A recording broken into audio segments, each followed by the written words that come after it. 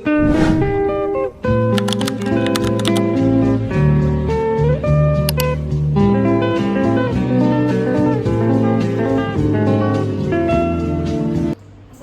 warahmatullahi wabarakatuh. Perkenalkan, nama saya Anggun Hermisa dari MN23F. Di sini saya akan mempresentasikan laporan hasil studi kelayakan bisnis dari Bebek AK Mandiri. Yang pertama ada introduction. Jadi Bebek AK Mandiri adalah usaha peternakan bebek yang berlokasi di Subang, Jawa Barat. Fokus pada produksi bebek hidup, bebek potong, dan telur bebek berkualitas. Berdiri atas kebutuhan pasar lokal yang tinggi dan stabil, usaha ini hadir untuk memenuhi permintaan.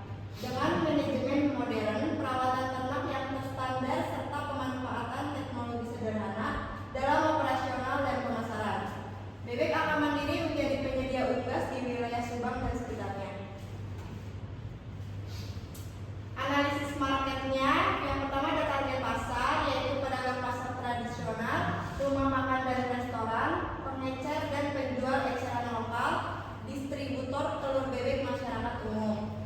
Terus potensi pasarnya, permintaan mencapai 144 ekor per hari, peluang pasar sekitar 50 pelanggan per hari, dan pelanggan potensial sebesar 101 pelanggan per hari. Dan estimasi pendapatannya, dengan rata-rata penjualan 50 ekor per hari, dengan harga 65.000 per ekor, estimasi pendapatan mencapai 3.250.000 per hari. Segmentasi, targeting, dan positioning. Segmentasinya, geografisnya di Subang dan sekitarnya, demografis pedagang pasar tradisional, pemilik rumah makan, distributor telur bebek, pengecer, dan masyarakat umum.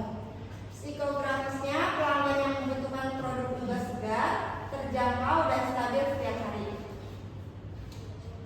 Targetingnya ada pedagang pasar tradisional yang membeli bebek hidup dan telur bebek dalam jumlah besar untuk dijual kembali setiap hari, serta rumah makan dan restoran yang membutuhkan pasokan bebek segar secara rutin sebagai bahan baku utama.